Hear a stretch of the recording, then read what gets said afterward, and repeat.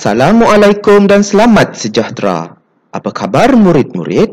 Diharapkan semua murid dalam keadaan sihat sejahtera.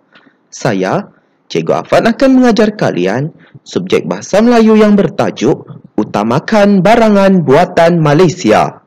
Untuk pengetahuan murid-murid, tajuk Utamakan Barangan Buatan Malaysia ini terdapat pada muka surat 100 dalam buku teks Bahasa Melayu tahun 6. Diharapkan semua murid sudah pun bersedia untuk mengikuti pembelajaran pada hari ini. Standard pembelajaran pada hari ini iaitu 2.4.2 membaca dan memahami maklumat yang tersurat dan tersirat untuk membuat rumusan dengan betul. Pada akhir pembelajaran dan pemudahcaraan, murid akan dapat membaca dan menjelaskan 4 maklumat tersurat dan tersirat untuk membuat rumusan dengan betul mengenai utamakan barangan buatan Malaysia.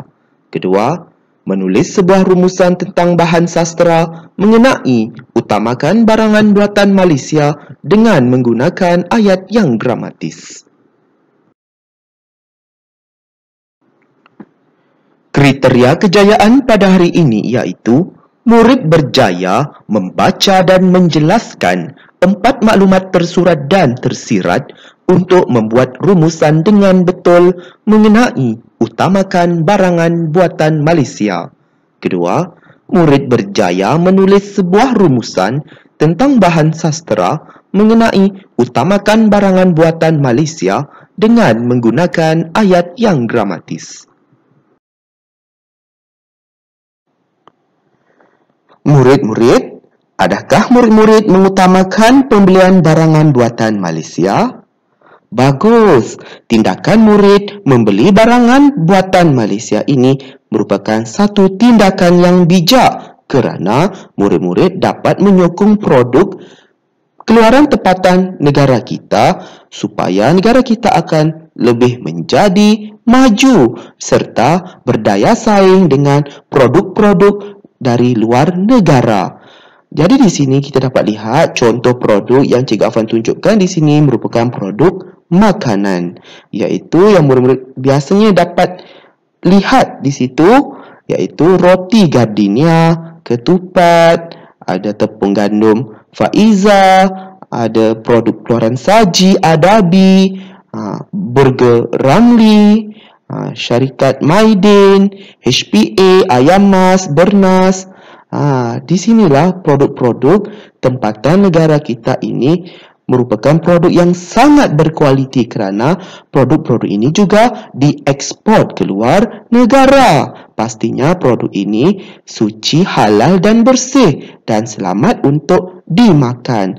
Dan antara produk lain seperti yang murid-murid dapat lihat di situ merupakan kereta tempatan iaitu Proton dan Peron 2. Diharapkan murid-murid dapatlah menyokong produk tempatan di negara kita untuk memajukan ekonomi negara Malaysia.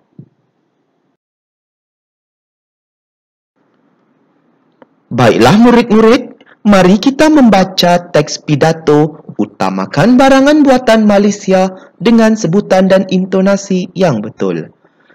Baiklah murid-murid, sekarang mari ikut cikgu untuk membaca teks petikan pidato yang cikgu tunjukkan ini dengan sebutan dan intonasi yang betul. Salam sejahtera. Terima kasih Tuan Pengacara Majlis, para hakim yang arif lagi bijaksana dan yang saya kasihi warga SJKC Baling. Hadirin yang saya muliakan, berdirinya saya di pentas ini untuk menyampaikan pidato yang bertajuk Utamakan Barangan Buatan Malaysia. Sebelum hujah saya utarakan, izinkan saya menghuraikan dan membuka minda warga dewan ini tentang maksud tersurat dan tersirat pidato ini. Merujuk Kamus Dewan edisi keempat pada halaman 1785, mengutamakan bermaksud menganggap lebih penting daripada yang lain. Barangan buatan Malaysia bermaksud sesuatu produk yang dikeluarkan oleh negara kita. Hadirin yang saya hormati, ayuh kita menghayati hujah-hujah saya ini. Kerajaan Malaysia menggalakkan kita membeli barangan buatan tempatan. Mengapa? Jawapannya, banyak faedah yang akan diperoleh jika kita menyokong dan membeli barangan keluaran tempatan. Kita dapat menyejahterakan warga Malaysia dan merancakkan ekonomi negara. Seterusnya, kita mestilah mengutamakan barangan Malaysia kerana barangan kita bermutu tinggi. Barangan tersebut bersesuaian dengan cuaca dan sosio-budaya tempatan selain berkualiti dan tahan lama jika dibandingkan dengan produk yang diimport. Selain itu, kita dapat membantu ekonomi negara. Wang yang digunakan untuk membeli barangan buatan Malaysia tidak mengalir ke luar negara. Oleh hal yang demikian, ekonomi negara kita sentiasa stabil. Di samping itu, kita dapat membeli barangan dengan harga yang murah. Kita dapat menjimatkan wang saku. Wang lebihan itu dapat disimpan demi masa depan untuk membeli peralatan sekolah dan seumpamanya. Sebelum saya mengakhiri pidato saya ini, marilah kita menghayati pesanan mantan Perdana Menteri kita, Tun Abdullah bin Ahmad Badawi.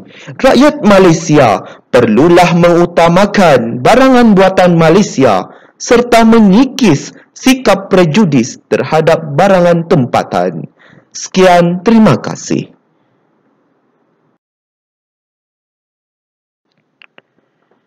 Seterusnya, mari kita mengecam maklumat tersurat dan tersirat yang terdapat dalam teks pidato ini. Baiklah murid-murid, sekarang kita mahu mengecam ataupun mengenal pasti maklumat tersurat dan tersirat ya. Dan di sini kita dapat lihat dalam teks pidato ini, kita lihat perenggan yang pertama di situ merujuk kepada pendahuluan ataupun ucapan alu-aluan yang bermula dari salam sejahtera sehinggalah warga SJKC Baling. Kemudian kita lihat perenggan yang kedua di situ merupakan tajuk pidato yang akan disampaikan oleh pemidato tersebut. Dan di situ juga terdapatnya pendefinisian ataupun pemberian maksud tajuk pidato yang disampaikan oleh pemidato tersebut.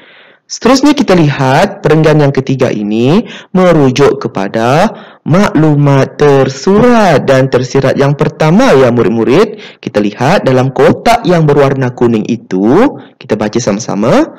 Kita perlu menyokong pembelian barangan Malaysia supaya dapat menyejahterakan rakyat Malaysia dan meningkatkan ekonomi.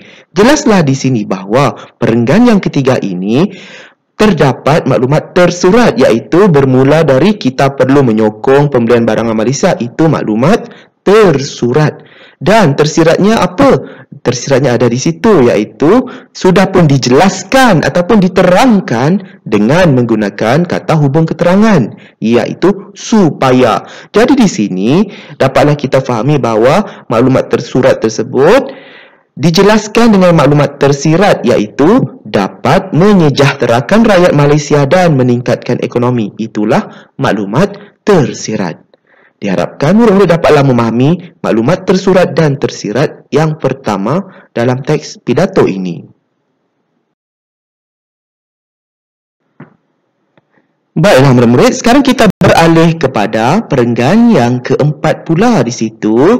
Kita lihat maklumat tersurat dan tersiratnya ada cikgu sediakan dalam bahagian kotak yang berwarna kuning di sebelah kanan itu. Jadi di sini jangan bimbang, Cikgu Afan sudah pun membantu murid-murid untuk mengenal maklumat tersurat dan tersirat. Jadi di sini apakah maklumat tersurat dan tersiratnya?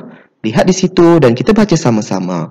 kita mesti mengutamakan barangan Malaysia yang bermutu tinggi kerana bersesuaian dengan cuaca dan sosio-budaya tempatan. Itulah maklumat tersurat yang di atas itulah kita mesti mengutamakan barangan Malaysia yang bermutu tinggi. Kemudian cikgu tambah dengan kerana di situ. Kerana merujuk kepada kata hubung keterangan, iaitu menerangkan atau menjelaskan maklumat tersurat tersebut. Maklumat tersiratnya iaitu bersesuaian dengan cuaca dan sosio budaya tempatan. Jadi di sini kita perlu ada penjelasan ya untuk menyatakan sesuatu idea. Seterusnya kita lihat perenggan yang kelima di situ.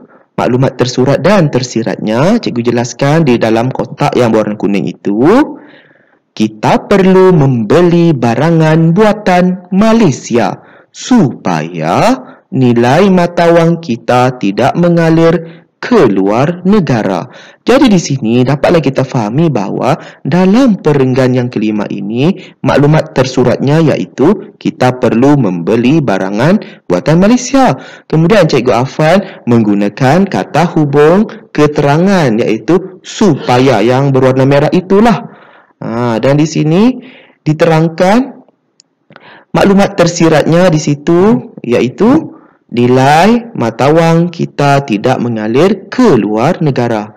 Maklumat tersirat ini ingin menjelaskan yang tersurat di atas itu. Diharapkan murid-murid dapatlah memahami maklumat tersurat dan tersirat dalam perenggan yang keempat dan yang kelima ini.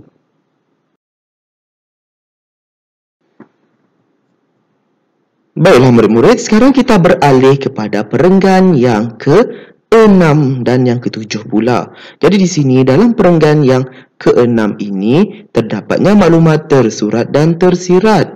Oleh itu kita lihat maklumat tersuratnya iaitu kita mesti menyokong pembelian barangan Malaysia. Kemudian Cikgu Afan jelaskan maklumat tersurat tersebut dengan menggunakan kata hubung keterangan iaitu agar. Jadi di sini maklumat tersiratnya iaitu dapat menjimatkan wang saku. Cukup ringkas. Tak perlu kita nak jelaskan panjang seperti membeli peralatan sekolah dan seumpamanya. Tidak perlu ya murid-murid. Jadi di sini kita mahu mendapatkan maklumat tersurat yang bermula tadilah dari maklumat tersurat dan tersirat yang pertama tadi sehinggalah yang terakhir yang sekarang inilah. Jadi di sini maklumat tersurat dan tersirat yang keempat. Untuk apa? Untuk kita mahu membuat rumusan nanti ya murid-murid.